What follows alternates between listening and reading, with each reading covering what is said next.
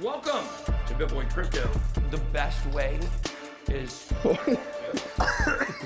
If you became a millionaire, would you keep working? You know? I want to tell you guys something. What's going on right now is California's trying to figure out about crypto. My name is Ben. We're talking balls. Welcome to BitBoy Crypto, the people's channel. Over the BitSquad, largest and greatest crypto community in all the interwebs. No channel works harder to keep you in the know about crypto. You guys may notice some changes on the set today.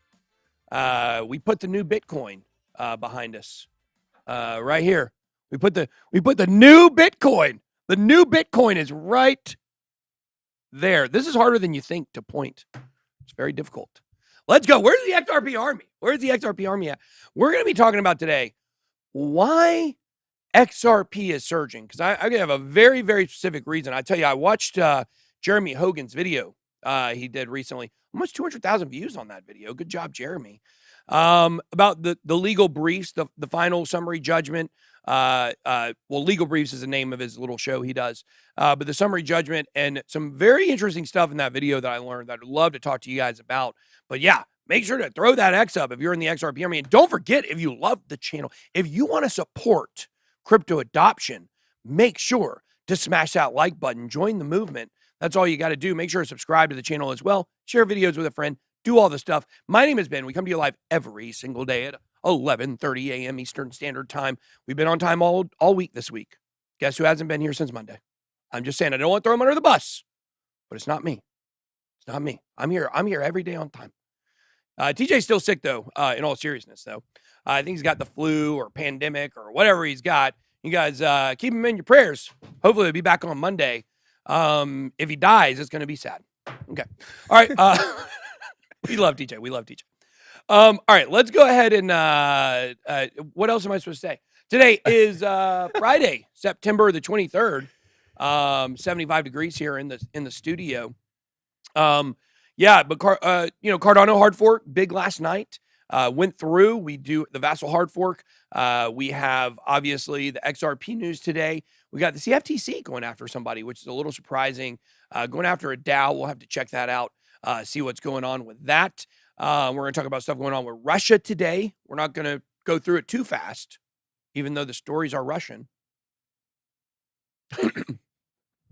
Thanks, guys. I heard a snicker back there. Okay. And then we're also going to be talking about Stonks. You guys love talking about Stonks. No, I'm not playing Chewbacca. I could have a couple days ago. Did you guys like the Cardano video we did? Hope you guys like that new style. You guys are going to get some more of those for sure. So DJ's had a rough run between his neck and being sick. Yeah, I know. I'm gone for 2 weeks. I come back. He's here for 1 day. We're reunited. And then he's gone the rest of the week. It's really sad. But hopefully he'll be back here next week. So blockchain backer showing chart patterns that will be sideways on XRP for another month before the next leg up. Probably. I don't mind people taking profits right now on XRP, by the way. I think it's obviously if you had gotten, things done, a 1% increase exploding, get a life and come up with something original. Well, thank you, Rob Mittman. You've now been banned from the channel. Can you ban him from the channel? Thank you. Gotcha. Congratulations. That's what you earned today by saying something stupid. Guys, the price of XRP is up more than 1%. Maybe because of where we catch it in the 24 hours, but it's been exploding. It was just at like 30 cents last week. And now, well, let's look at the numbers. Let's pull it up, guys. Let's see who the idiot is. Let's see if it's me or Rob Mittman. Mittman? What kind of last name is Mittman? Are you a professional baseball player? If you're not, then you have proven your family to be very embarrassed by you. If your last name is Mittman and you can't be a first baseman in the major leagues, then I don't know what I can tell you. I don't think I've got any help for you. So, Rob, we'll see you. Let's check out XRP. It's up freaking 12%, you dummy! 12%! 12.66%! Rob! You know what? You are robbing people from good content. That's what you're doing. You're robbing the joy away from my XRP army. And frankly, I'm pissed, Rob. So bring Rob back in the chat. Unban Rob. Bring Rob back. We love Rob on the channel. We love people whose names are synonymous with stealing on this channel. We love that. So come on in, Rob. We love you. We love you, Rob. You're welcome back into the family. I tell you that.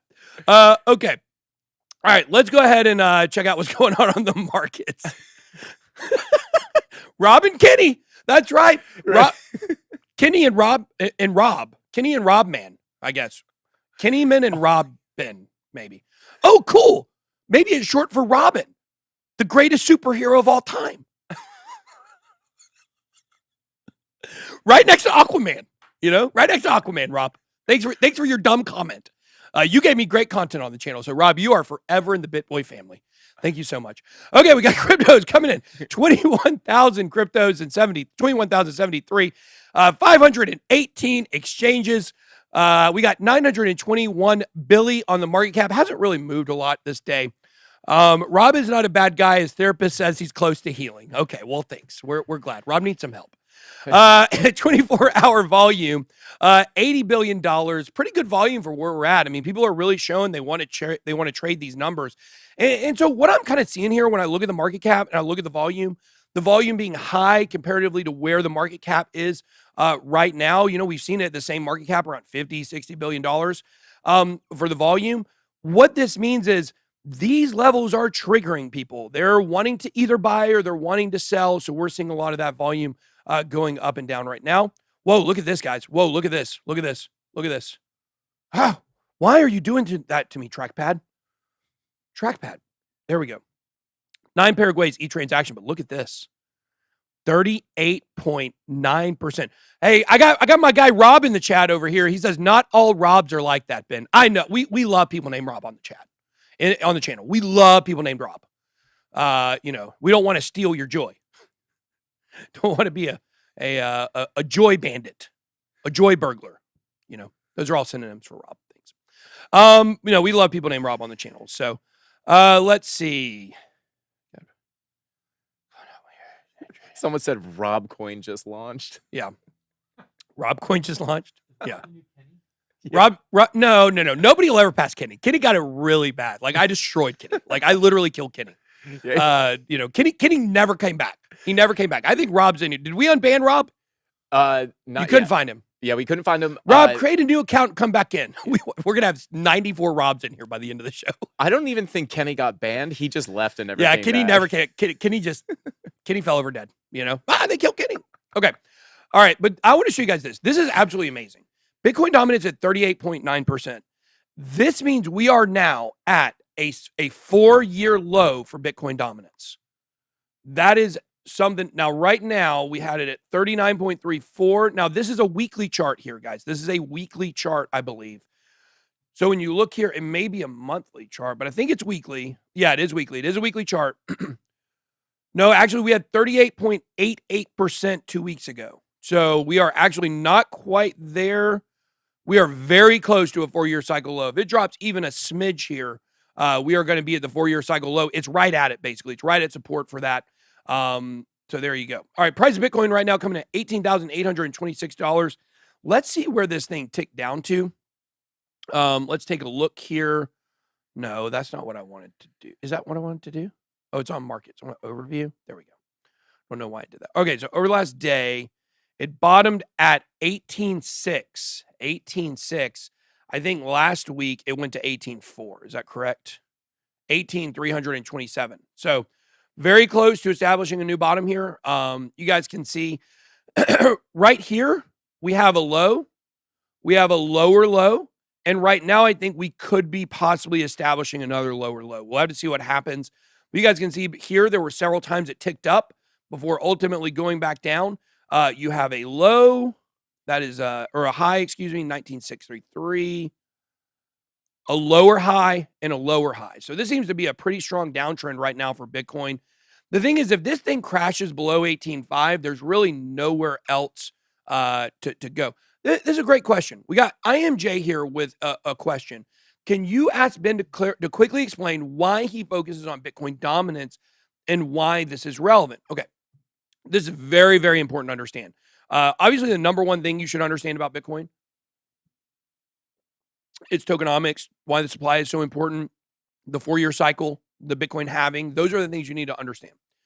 outside of that, understanding Bitcoin dominance is definitely one of the most important things that you can learn and study, which you'll be able to check out by the way, in my new book, Catching Up to Crypto. You guys can go check that out on Amazon. If you pull that up, there we go. You can find this on Amazon. You can order the book right here. Raoul Pal did the forward for it. It's available on Amazon, Barnes and Noble. Oh my gosh, I am so freaking sexy. Sometimes I'm surprised at myself. Rob with a super chat, he paid me $2 to tell me that he feels bad having the same name as Bad Rob. Yeah, we'll call him Bad Rob from now on. Bad Rob. Bad Rob. How many Bang energy drinks did Ben have today? I am not drinking Bang energy drinks anymore. I'm having 150 milligram caffeine monster a day. That's what I'm having. So trying to go down a little bit on the caffeine. Trying to sleep better is what I'm trying to do here. But anyways, you guys can check this out. We talk about all this stuff in the book. But just simply explain what the Bitcoin dominance tells you is how Bitcoin is performing against the rest of the market. How much faith there is in Bitcoin compared to everything else, okay? So when you go back and you look at the chart, so you check out the Bitcoin dominance chart here. I don't know why it always takes a second to pop up. You can see that when Ethereum is on its biggest runs, Bitcoin dominance is going down. That's because during those times, Ethereum, like right here, is outperforming Bitcoin. Look, if you are not a Bitcoin maximalist, you need Bitcoin dominance to go down. You want other projects to go up and to be able to break away from the Bitcoin 4-year cycle. We want Ethereum to move on its own merits. We don't want it to move based on what Bitcoin is doing. So the smaller that number gets, if you go back to the beginning, you'll see, Bitcoin was 96.3% of the market back in 2013, right? Almost all entire market. This has caused a lot more competition in coins and has really grown the ecosystem to where it is today. Bitcoin is now digital gold. It doesn't even do its original purpose, electronic peer-to-peer cash. So because of that, it's opened up the market for these other coins. So the Bitcoin dominance, it basically is explaining to you when you just briefly look at the number each day, you can look at the Bitcoin dominance compared to the Ethereum dominance and know which one's outperforming at that point. Now, if you're a Bitcoin maximalist, you want Bitcoin to be better than everything else. So you're upset when the market is favoring other coins. But it is very important to understand as Bitcoin dominance drops, altcoin dominance rises, which means they're outperforming Bitcoin. And this is let me wrap this up in the most fundamental thing. Carver Coin with a super chat. Bitcoin dominance is something the CEO of Bitcoin does when he ties up Gary Gensler with a velvet rope and handcuffs. I don't know how that affects the scales on his skin. But this is the most important point here, okay? If Bitcoin is outperforming the market, then why would you invest in anything else? If Bitcoin is outperforming the market, why are you not just investing in Bitcoin? When altcoins are outperforming Bitcoin, that's a good sign for those of us that invest in altcoins. Because what a lot of people are trying to do with their altcoin portfolio is create more Bitcoin, right? If your portfolio, let's say it's worth $10,000, but it goes way up in price and it's worth $100,000, and your portfolio outperforms Bitcoin, then it makes sense. You have more reason to invest in those altcoins. Like let's just take the nice round numbers. Let's say Bitcoin's at $20,000 right now. Let's say you take $20,000, you put it in one Bitcoin, and then you take $20,000 and you put it into different altcoins. Let's say the price of Bitcoin goes to $100,000. Okay, you have one Bitcoin still. You still have one Bitcoin dominance. Now, if the altcoin market tanks and that money is worth, let's say $90,000 instead of $100,000 when Bitcoin, gets to that number, then you should have just invested in Bitcoin. But what we see is altcoins outperform Bitcoin every cycle. Okay, now that's what we see. So now where you invested $20,000 into one Bitcoin, you still have $100,000 if it goes to 100,000. You still have one Bitcoin. But if your altcoin portfolio outperforms Bitcoin by double, now you took that $20,000 and it's worth $200,000, which will be worth 2 Bitcoin now. So the key is to get altcoins that outperform Bitcoin, and you're gaining more in Bitcoin value if you ever want to move it over. Now, I believe holding on to trying to turn your portfolio gains into more Ethereum is actually a smarter thing. But a lot of people will tell you the whole point of trading crypto is to get more Bitcoin. So I hope that makes sense to you guys. I know that's a lot to kind of unpack there with Bitcoin dominance. That's why we go over this number every single day. It is very important. All right, let's look at the biggest gainers of the day. CRO up 14.87%. XRP up 12.93%. Bad Rob. Yeah, maybe he was looking. Maybe he was looking at the 1 hour chart. We'll give Bad Rob the benefit of the doubt here. We won't steal that from him, and we will let him have his little 1% number over the last hour. So there you go, Robbie boy. 12.93%, up 47.47% for the week. 50% for the week. Yeah, I think that's a big gain, guys. I think that's a big gain. So check out the 7-day. We got XRP leading, of course, Chili's, Algorand, ApeCoin, Stellar, CRO, Helium, XDC, IOTA. We got a big video coming out on IOTA here recently or decently soon, and things like that. So you guys can be looking next week. You guys are going to get a new video every day at 3 o'clock. So can I buy Rob a T85 calculator?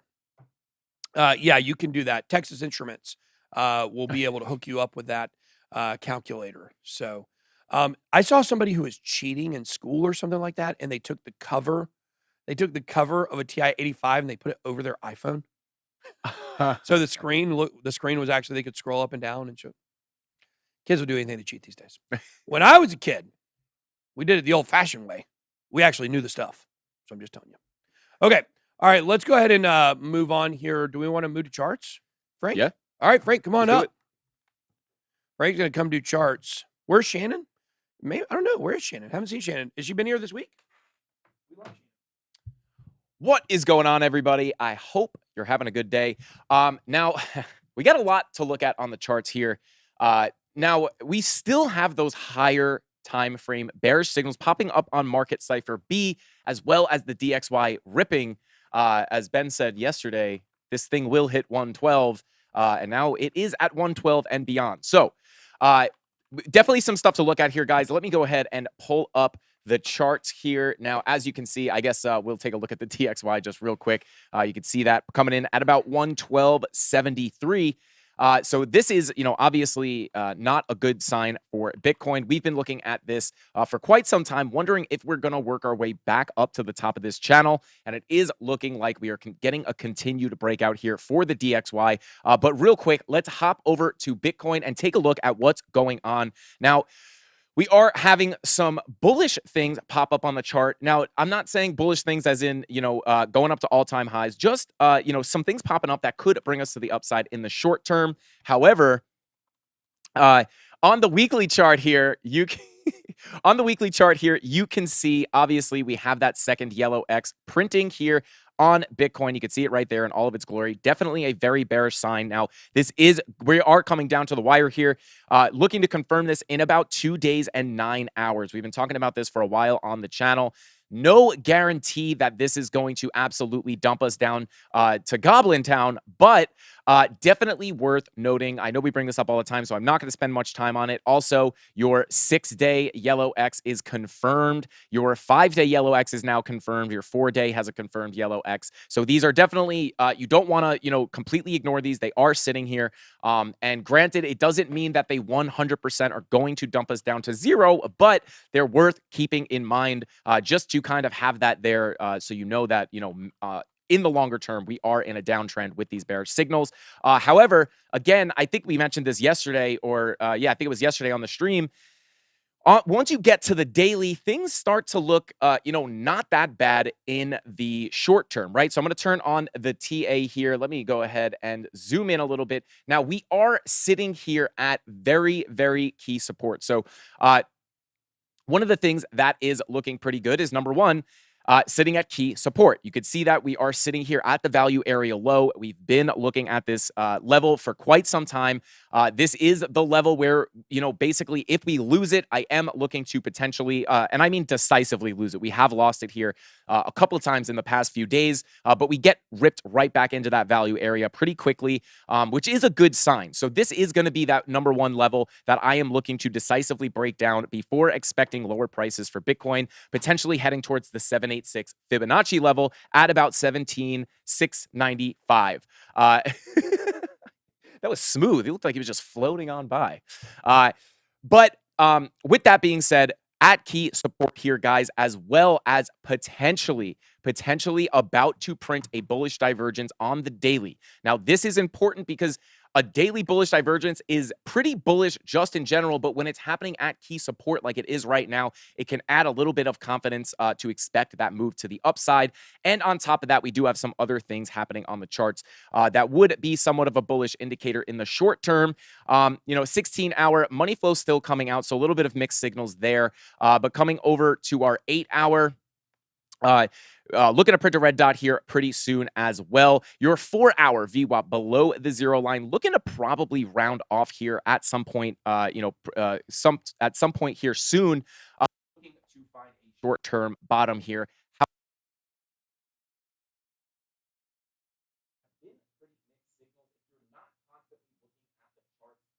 Like I am able to catch these little bullish signals, these little bearish signals, and profit off them in the short term. It's been a pretty mixed bag, right? So daily bullish divergence at key support would be a bullish sign. However, we also do have some bearish things popping up as well, right? So yeah. Oh no, can't hear Frank at all. Oh, What? lost sound. No way. Impossible.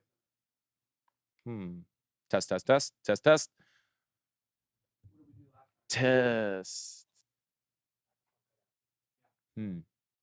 Try the connector. Can you hear me? Hey guys, check 1, 2, 3. This is Nick. Test. You're coming through on my side. Okay. Got it. Must have been a while. I just touched this a little bit, and then we'll get a new XLR up here. I don't know. He's out. Shout out to BJ.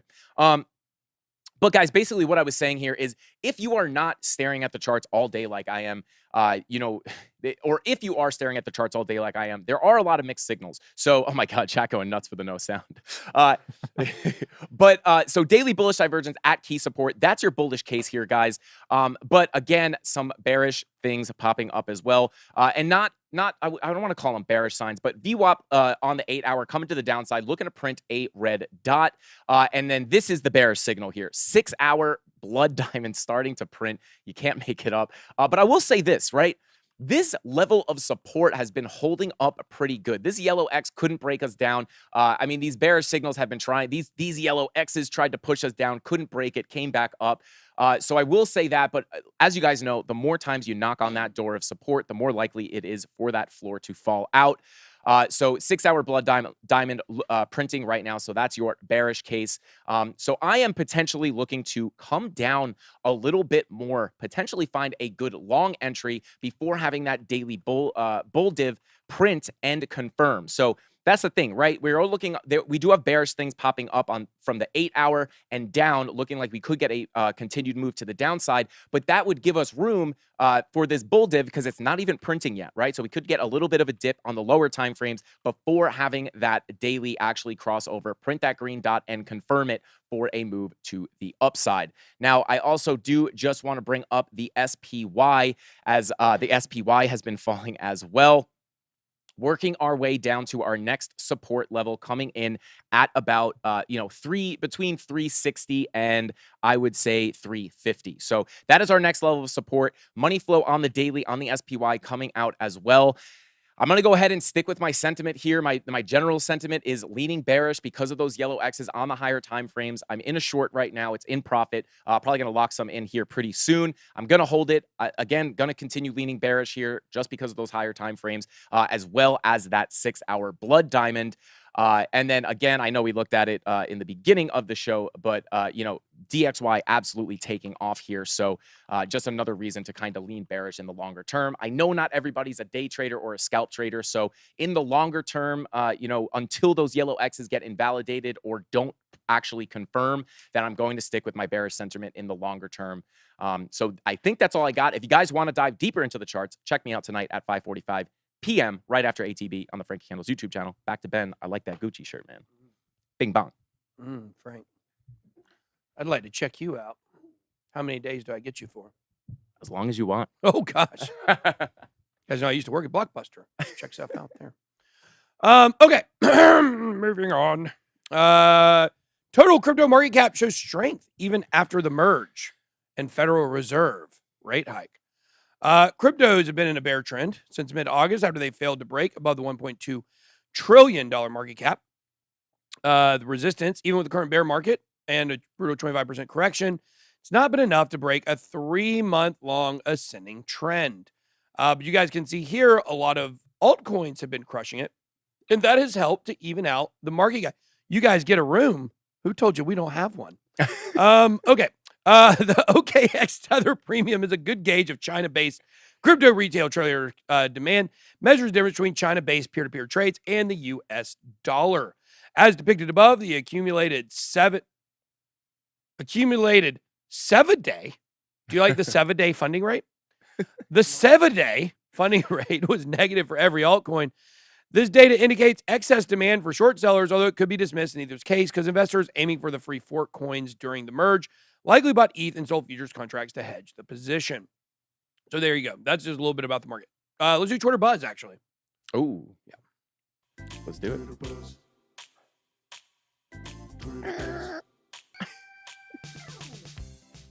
Goldman Sachs. I want to pronounce it Sachs from now on. Short for satchels. Goldman Sachs cut S&P 500 year-end 2022 target to 3,600 from 4,300. Wow. So they are expecting, I mean, you were just looking at that. Where's it at right now, Frank? Let me pull it up real quick. I can pull it up. I also can look at a chart, believe it or not, guys. Right now it's coming in at 3660. Is that right? Why does it say 366? Yeah, it's. Is that because you multiply it by 10 or something? I'm trying to pull it up. Yeah, that's interesting. But yeah, 366 is what it's at. It's at 366. So I guess this is saying that this would be like 360. Basically, where it is right now is where they're targeting it, I think, if that's correct. It's a Goldman Sachs. That's pretty funny. I like that. Somebody says at 3680. Where are they getting that number from? I wonder where they're getting that number from. Is it ETF Trust? Is there a different SPY? ETF Trust, Cap 101, Smart Pay. Let's see. I'm trying. Oh, that's SPY. This is SP. Yeah, this is S&P 500. It's different. Yeah. Oh, okay. Yeah. Now I see. Okay, S&P. Here we go. Okay, thank you for that, guys. Thank you for that. Okay, so right now we are coming in at 3,700, about 3,700. So basically what they're predicting is where we're at right now is where we're going to stay. That's what they're saying right now.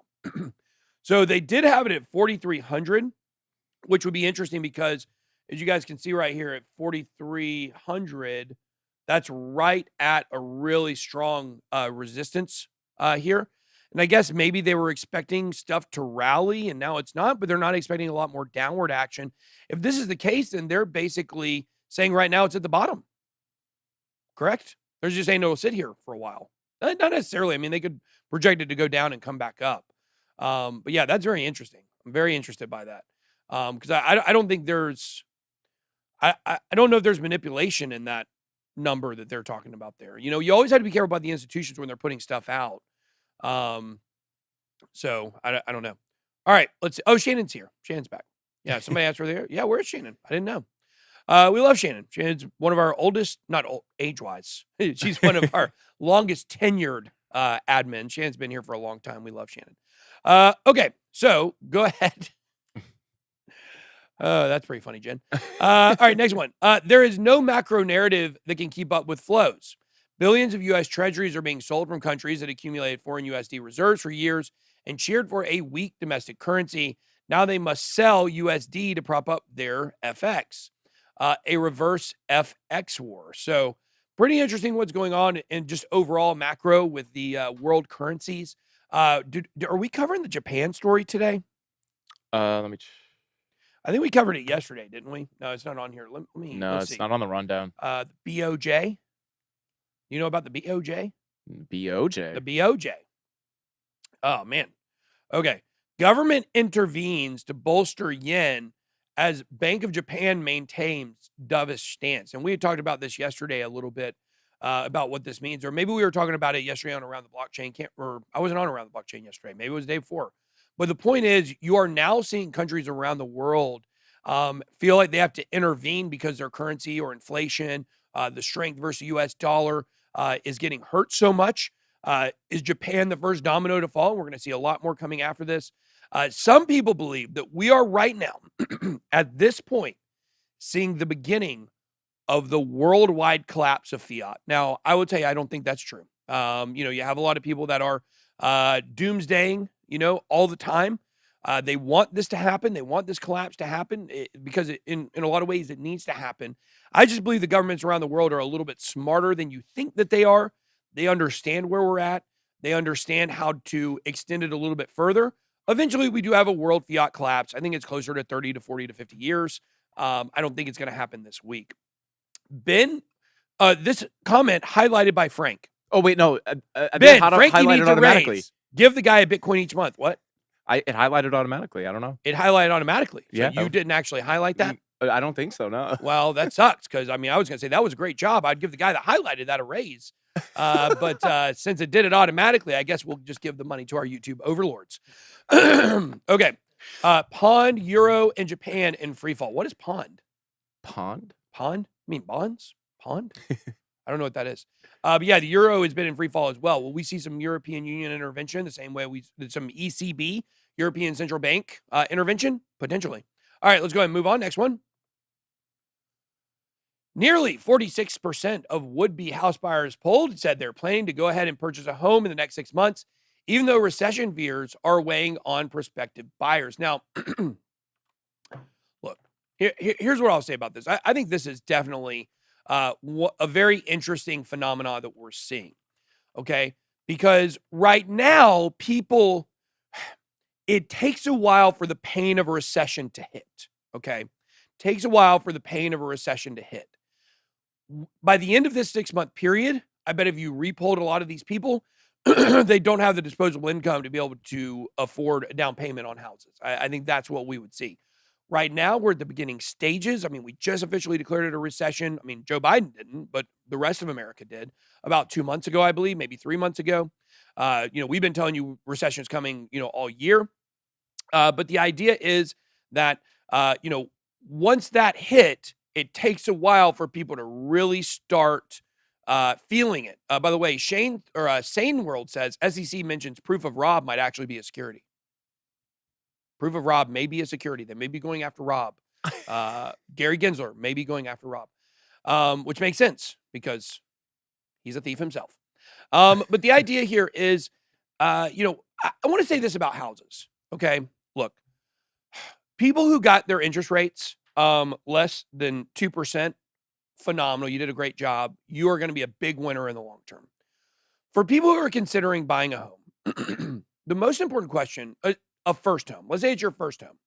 I don't want to say somebody moving because somebody already has a home, then it's a little bit different. But for someone that is on the cusp of owning their own home, the question you need to be asking yourself is, can I afford these payments? Can I, over the long term, afford what I'm signing up for? If the answer to that question is yes, then a few percent over a long period of time is definitely going to add up to a lot of money.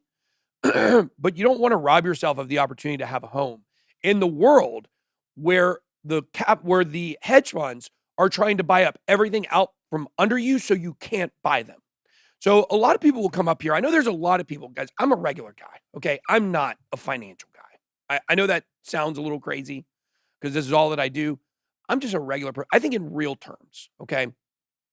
And what I think about is, in a world where where these hedge funds are trying to scoop up homes so nobody can buy them,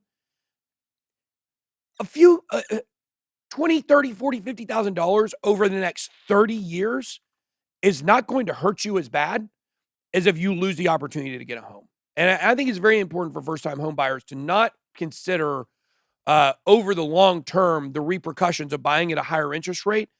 You have no idea how long it's going to stay here. These rates may stay for 4 or 5 years, and you may lose the opportunity to buy a home. And so I really encourage people, if you can buy a home and you can afford it, and it's a first-time home, I think you should do it. That's my opinion on it. I know other people out there, they're pure, like, only finance and assets, that's all they think about. They say, don't go buy a Lamborghini because, man, you could take that $400,000, you could put it in something. I got plenty of money. I don't think in terms of every single optimal decision in finance. I enjoy having a sports car. That's why I own one. You can't quantify that enjoyment. And I think the comfort and peace of mind that comes from owning your own home, especially if you have a family, I think that's way more valuable than the amount of literal dollars it might cost you buying at a higher interest rate. That's my personal opinion. A lot of people would disagree with me then, but that's how I feel about it. So, all right, let's go ahead and move on. Let's get into Bitcoin. 60% year-to-date correction looks bad, but many stocks have dropped by even more. And this was an argument I made on an interview one time. They were telling me like, hey, look at all these coins you talked about. Look how far down they are. Everything's down. Stocks are down. Many stocks are down 70 to 80 to 90%. Swallow that. So let's see here. Bitcoin and Ethers, agonizing 60 and 66% respective drops in price, are drawing a lot of criticism from crypto critics. Perhaps that's deserved, but there are plenty of stocks with similar, if not worse, performances.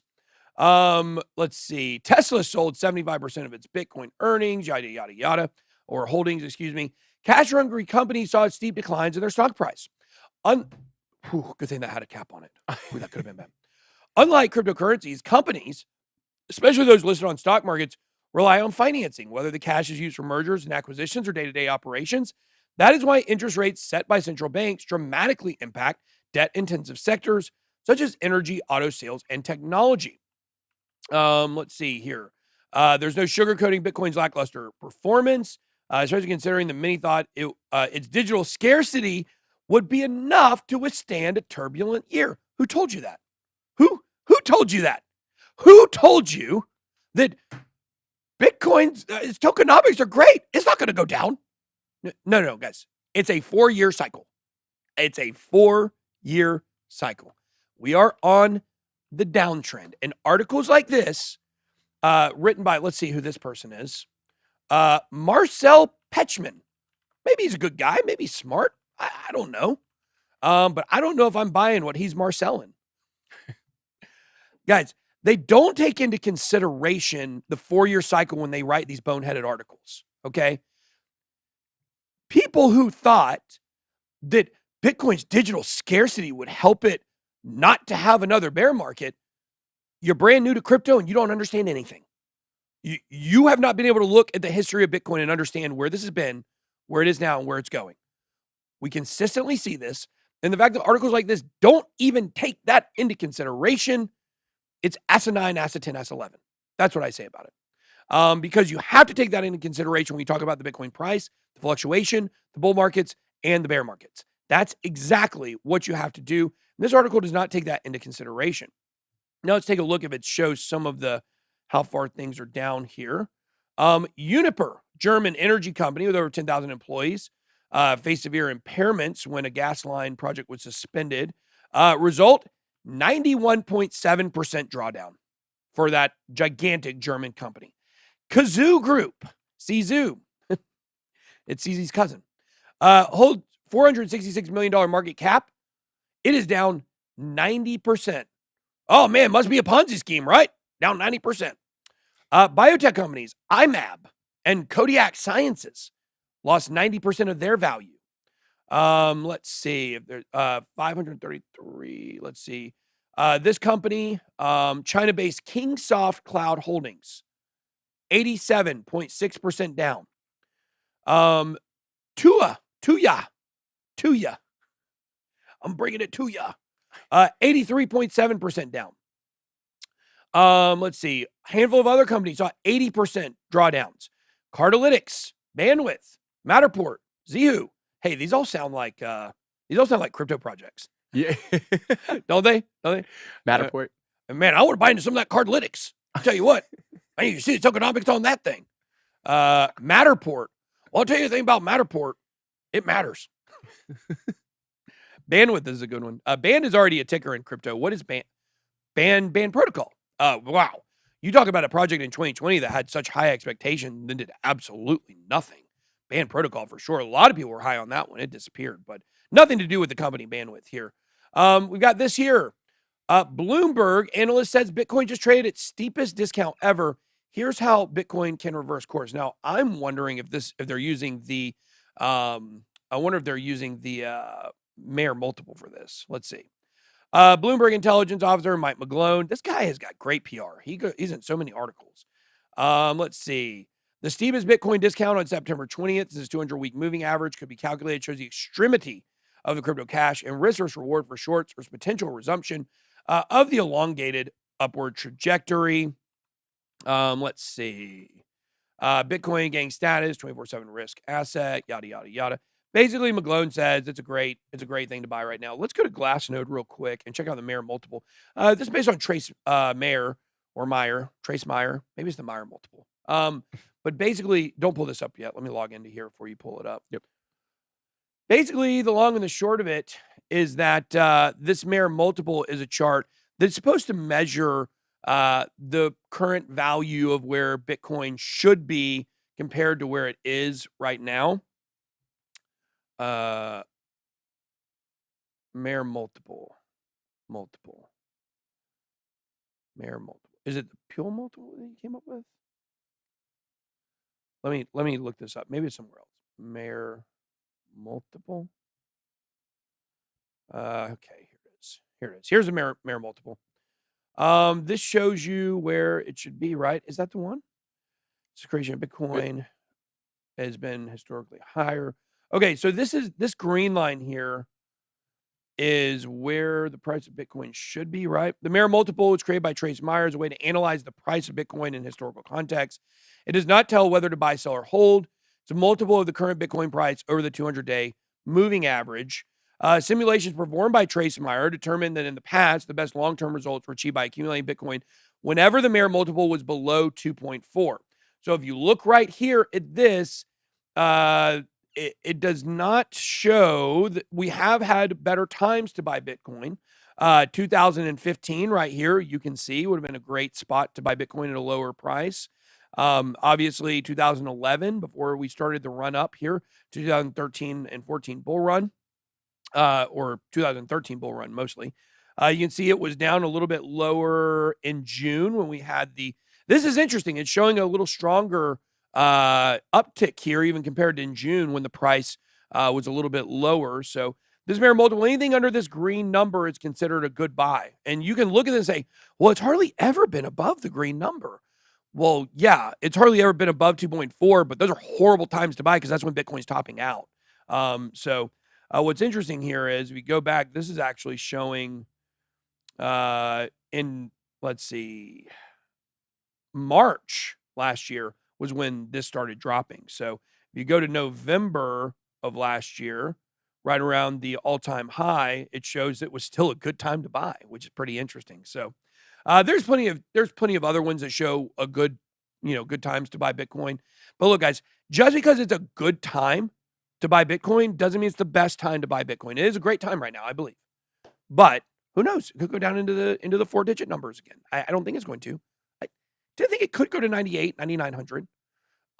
In general, you guys know I think I'm pretty sold right now on a $13,500 to $15,000 range. 10 to 14 is the range everybody's looking at. I'm looking 13.5 to 15K potentially for a bottom. When are we in October? We're not in October yet, right? No, we're a week away. Nope. Yep. Yeah, a week away from being on October. It's 23rd. In October, we can start saying, we think Bitcoin's going to bottom next month. So right now, we think it's going to bottom in 2 months. But, what's today's date, actually? The 23rd. Yeah, we have, November 28th is the day we picked? I think so, yeah. You were there when we picked it. I was. It was November. I don't know the exact day, but it's 28th. mid to late November. It's the 28th, because I thought it was funny, our date for Bitcoin to top out that we predicted a long time ago was September 28th of last year. And then we said the entire market would hit a crescendo in between Halloween and Thanksgiving. Well, Bitcoin went up after September 28th, but the total crypto market did top out when Bitcoin hit its all-time high of 69,000 in between Halloween and Thanksgiving. We just expected the altcoins to pull the entire market up, not for Bitcoin to be the main catalyst for the market rising at that point. So, oh, look at this. Thank you, Moby Sage, for this incredible news. We have an incredible update for you right now. Did you guys know September 28th is Hillary Duff's birthday? Hillary Duff, we're big Hillary Duff fans around here. Lizzie McGuire, who didn't love that show when you were a kid? Anyways, and her sister, what's her sister's name? What is Hillary Duff's sister's name? She was Summer in Napoleon Dynamite. Napoleon Dynamite, one of the greatest movies of all time. I'm sure most of you will agree. Bond yields spike to new 12-year high and pound slides to 37-year low as UK unveils deficit-funded tax cuts. And I tell you, it's Haley Duff. Thank you for that. Of course, Moby Sakes knows Haley Duff. That's right. Thank you so much for that. Carver Coin says, Ben, if we don't hit 10 to 14K, you're going to get so much crap from your haters. Well, who cares? I mean, I don't care what the haters do. What I care about is the people that are here. Oh, September 28th is my brother's birthday. I just remembered that. How about that? So he shares a birthday with Hillary Duff. How about that? Happy early birthday, Garrett. Happy early birthday. But anyways, the point here is this. We're seeing a lot of stuff happen in the UK. We're seeing things happen international. We've really been looking at the implications of how the United States economy is affecting us. But now we're starting to see, how is the world's economy going to affect us? How is the world economy going to affect Bitcoin? How is the world economy going to affect the DXY, the dollar index? That's what it's completely based on. So there we go. Some of these comments.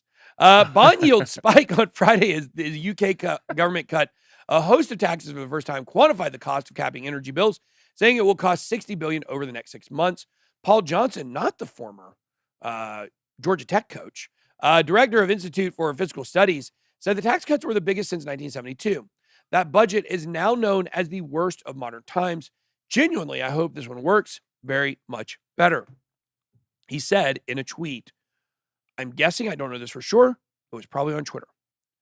So there we go. We got stuff going on with the UK and bonds. As the rupee, euro, and yen hit historic lows, will crypto finally have its day? Have we not had our day already? Have we not had some days in crypto? Somebody's Mr. Techno Good, he says rambling wreck. Oh God, but my father-in-law is in here. He'll say rambling wreck for sure. That's Georgia Tech's little cry. People don't know. Georgia Tech is actually a college with a football team here in Georgia. A lot of you guys probably don't know that because they're so horrible. They're the worst they've ever been, probably. At the interbank foreign exchange, the rupee opened at 81.08 against the dollar, before falling to 81.23. And I guess this is the Indian rupee. Yeah, the Indian rupee. What do they call the currency in Russia? Is it not also the rupee? The ruble. The ruble. There we go. So the rupee serves as both the currency of India and also of Zelda and Hyrule. The Reserve Bank of India was forced to sell off dollar reserves in an attempt to stabilize their volatile currency. Around the globe, fiat currencies are stumbling and falling against a backdrop of runaway inflation, the war in Ukraine, and scarcity of goods. So it's unpalatable as the Indian government might attempt to make crypto. Their mismanagement of fiat currency makes it all the more palatable again. And guys, the ruble, right? The ruble. Yeah, not ruple, it's the ruble. The rupee and the ruble. That's right. You know, I think that when it comes to the fiat, you know, it's really interesting to look. I mean, we should probably do a video on this. Where's Nick Demondi? He's watching. I know Nick Demondi's watching. Let's do a video on what would happen if fiat currencies collapsed around the world. I think that'd be interesting. Be like a doomsday video. We maybe do a BitBoy special on it even. But the idea is that at some point, the fiat system is going to die. Now, it'll certainly be revived again in the future one day, I'm sure. But it's going to die. Why? It always does. It always has. The difference is that right now we have a much more interconnected world economy because thanks to not only crypto, but just the internet and to digital currency, it is a borderless world economy that we now have. It is digitally borderless. So because of that, everything's so interconnected. Well, when the Roman Empire or the Greek Empire, both of these currencies went through the same thing. They turned to a fiat system. Now, what do we mean when we talk about fiat? Oh, here's Crypto Savvy. He still says, Bitcoin bottom 3 to 7K. See you then. Hey, sure. Have at it, bud. I don't think it's going to hit there, but certainly possible. Certainly possible. We'll see. I told him if it hits between 3 and if it hits below 8,000, I'll fly him out here and I will bow down to him as the bear god. Yeah, I did say that. And I will do it too. I will do it. We honor our bets here, except for that time I said I would eat a shoe. I didn't eat the shoe. I'm sorry, guys. And I also did not punch a hippo. I didn't do either one of those. You did wear the Hamburglar costume. I did wear the Hamburglar costume, and I did give away $10,000 to charity for sure. But the fact is, fiat is literally worthless. Okay. We went off the gold standard officially in 1971. You go back to like 1919 or 1921, it was kind of the beginning of the unraveling of the gold system. But Richard Nixon took us off the gold system in 1971 because France said, hey, you know that gold you say that you have back in your currency? We'd like to come get some of ours. So we're going to sail a ship over there and we're going to like pick up our gold. Richard Nixon said, nope, no more gold standard. It's gone. Yeah, because we didn't have the gold. That's why.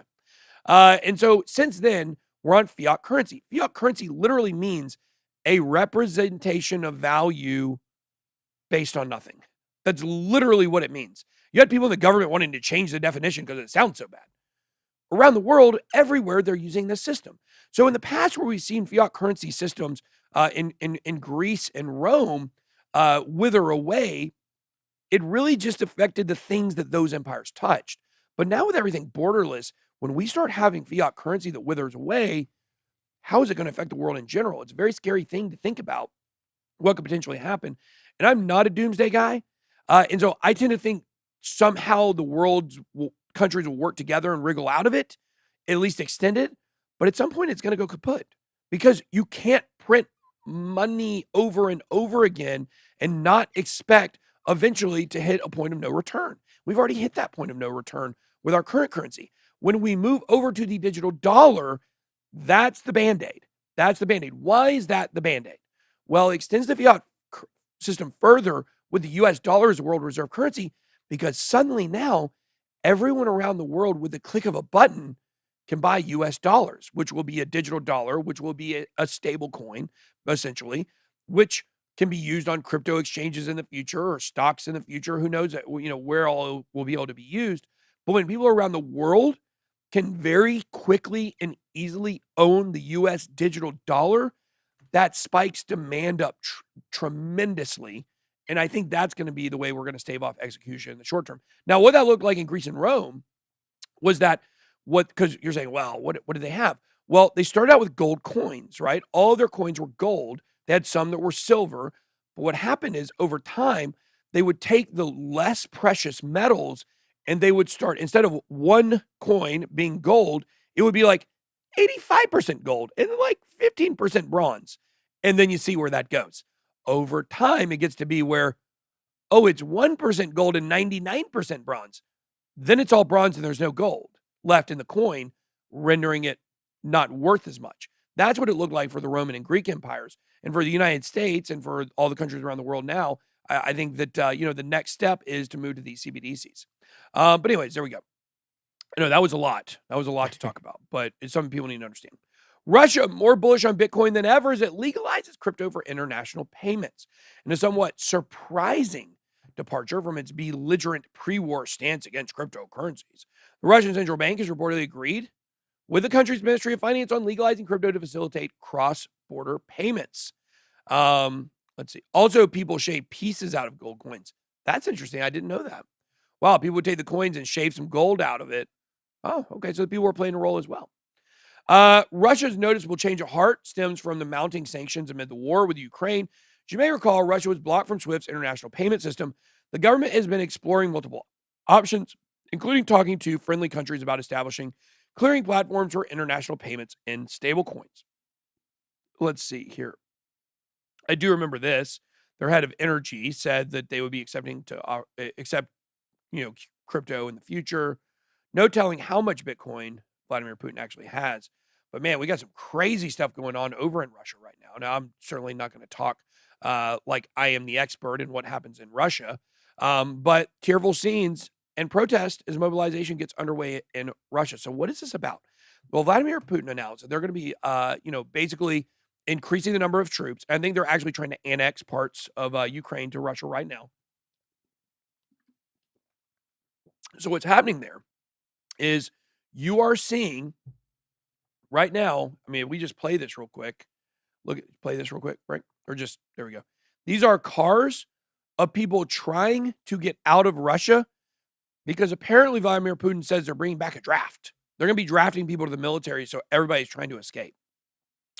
As the first phase of Russia's new partial mobilization got underway on Thursday, videos appeared on social media purporting to show newly mobilized men preparing to be deployed. Putin said those with military experience would be subject to conscription. I guess that probably means the draft. And stressed that the accompanying decree, which was already signed, was necessary to protect our homeland, its sovereignty, and its territorial integrity. And I'll go ahead and tell you exactly what we are going to see here. I believe. Now, look, this is a wild prediction. I don't have much to base this on other than feeling and kind of what I see and things that I've heard, things you've heard as well. I don't have any secret information on what's going on in Russia. I think this ends with Vladimir Putin probably going kaput. I think somebody's going to take this guy out. I think it's going to be someone internal from Russia because he's not going to stop. And I think what I've been told, not personally, what I've read, I was not given information on this. Like I said, certain things I have, nothing other than, hearing what's happening on the ground there, is the idea that during the pandemic, what Putin did was he sent all of his cabinet members that disagreed with him on anything away. And he was surrounded in the Kremlin by people that only were complete and utter yes men to him. And it created this echo chamber for him where he thinks everything he says is right. No one will say anything against it. And he will be able to basically single-handedly bring back the USSR one country at a time. Well, they go over to Ukraine, and it's quite a tougher fight than they thought it was going to be. It's very similar. I remember to when the United States went into Iraq. I mean, I was young. I was in college. Like, oh, yeah, U.S., we're going to go over there, and it's going to be real easy. In a couple of days, we're going to have this thing wrapped up. Well, that's not the way it worked. I mean, I think do we still have troops over there now? Probably still have troops over there now. And it was a disaster, complete and utter disaster. It's hard to fight a war. It's hard to fight a war. I will say this. It is hard to fight a war and win when you are not systematically going in and killing every single person in the country, right? Like if the United States were to go to, some smaller country and just go in there and just kill everyone, we could take it over pretty quick. The Russian military could, maybe do the same thing if they literally went in, civilians, women, children, elderly, just killed everybody. They could probably take it over. But no country is going to really allow that kind of thing today. Someone will step in and intervene. So because of that, I mean, you got to imagine it. Yes, there have been women and children and civilians have been hurt in Ukraine, but they're not the target of what they're trying to do. It's almost impossible to come in and change a country's will and just be like, we kind of own part of your country now. Just come over with us and agree with us, right? That's not going to happen. And he just keeps pushing it. And so I believe at some point we are going to see somebody from inside of Russia probably take him out. I think that's the only thing that's going to be able to stop this. I mean, I at this point, he's not going to back down. People were expecting some kind of concession or whatever, but that's not what we saw in Russia. We actually saw the exact opposite, where he's mobilizing and saying, we're going to push forward. We're going to do more in an unwinnable war. And he's going to have to turn to more citizens in Russia to recruit them for the military because they already don't have enough troops to accomplish what he wants to accomplish. So this is really, in my opinion, we'll get back to crypto in 1 second. But in my opinion, I think what this has really done is it's really shown the weakness of the Russian military. And they're not nearly as strong as we thought they probably were. And that's also something that people in Russia aren't going to like. Stablecoin bill has outside chance of finalizing this year. Representative Warren Davidson. I tell you what I've been told. I've been told about I know that I mentioned what was going on with FTX and what they're trying to push. I know I can't be specific with it. I was told actually recently, it looks like they're going to be trying to move on this shortly after the midterm elections. So you guys can look for a lot more information of that to come out. I think it's going to leak out. Honestly, I think a lot of people know about this behind the scenes right now. Somebody's going to tell somebody big, and the news is going to start rolling out. I believe we're going to see that before the end of November, beginning of December. But sometime between November and January, you're going to see a lot of this. A lot of this stuff is going to be coming after the midterm elections, and you're going to have a lot of lame ducks in there. And so that means probably January next year, you can look for a lot of crypto regulation to start to move forward. So it says here, There's a small chance U.S. House of Representatives could pass the bill to regulate stablecoins by year end, though it's more likely it will pass in the first quarter of 2023. Samuel Sayer says, graduated from Georgia Tech recently. Hey, look, we don't like your football team, but we love smart people that go there. So, yeah, Samuel, you can send a resume to jobs@bitboycrypto.com. We're not hiring right now. I don't think for any positions, but probably starting next year, we'll be doing some more hiring. So there you go. But Warren Davidson said he expects to pass in the quarter one of 2023. Number of bills aimed at regulating stablecoins have been introduced in the U.S., such as the one from Josh Gottheimer. The current draft bill for stablecoins is being negotiated between House Financial Committee Chair Maxine Waters and Patrick McHenry. Pretty good. McHenry said a lot of positive stuff about Bitcoin in the past. Now let's move on. Let's talk about this because this is very interesting. CFTC slammed for blatant regulation by enforcement over Hookie DAO case.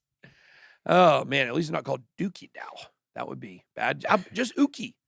I don't know anything about this project, to be honest with you, at all. I think this is like the B0X protocol is what this is based on. And you can bring that super chat. We'll do that in Q&A, by the way. Okay. We said a lot of positive things about the CFTC recently, and Caroline Pham still believe all those things are true. But right now, it looks like they are going after someone through enforcement. Now, when the CFTC goes after enforcement, for the most part, I don't think they miss. So I don't know the details of this case individually, but once the CFTC goes after someone, they're usually like, I know they went after Arthur Hayes. They got him, slammed him on that. Went after BitMEX, slammed them on that. So they don't really miss when they go after, because you got to push things so far. Now, I don't know the merits of this individual case, but what Q&A. I will say is what the article states here. CFTC stated that it filed and simultaneously settled charges against the founders of the DeFi trading platform, or the decentralized trading platform, B0X, Tom Bean and Kyle Kistner, for their role in illegally offering leveraged and margin retail commodity assets or transactions in digital assets. And I think this is really interesting here, which is, if you look at the last major case they went after, it was also a leveraged trading platform, which was BitMEX. And now, once again, this is the accusation, is they're offering illegal leveraged and margin retail commodity. So basically, it says here, enforcement is drawing a number of ire of crypto lawyers and even a CFTC commissioner. In a dissenting statement on Thursday, CFTC Commissioner Summer Mersinger noted that while she supports CFTC's charges against the B0X founders, the enforcement body is stepping into uncharted legal territory when taking action against DAO members that voted on governance proposals. Wow, this is pretty scary. Cannot agree with the commission's approach in determining liability for DAO tokens holders based on their participation in governance voting for a number of reasons. Jake Chervinsky, lawyer and head of policy at U.S. Blockchain Association, said on Twitter that the enforcement action may be the most egregious example of regulation by enforcement in the history of crypto, and drew comparisons between the U.S. SEC and the CFTC. Here, let's see here. Deeply disappointing. See CFTC damage its future. I would say probably. Wow, complaint seeks a bar of all token holders who voted as part of the DAO. Wow, that's interesting. Big picture, how much control does a DAO have? If it's too much, maybe it's the counterparty to transactions. CFTC has outlined.